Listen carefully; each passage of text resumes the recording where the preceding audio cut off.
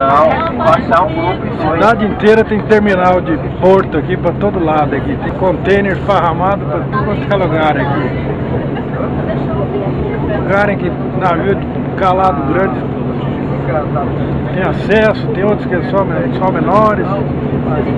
Vai esparramando container toda a volta da Bahia.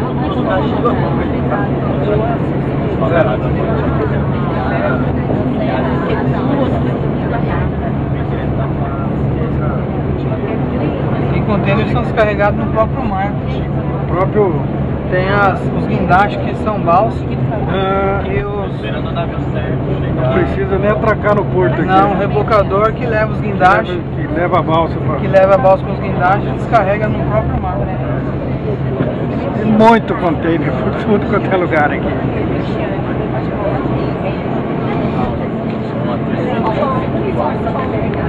o maior porto do Brasil.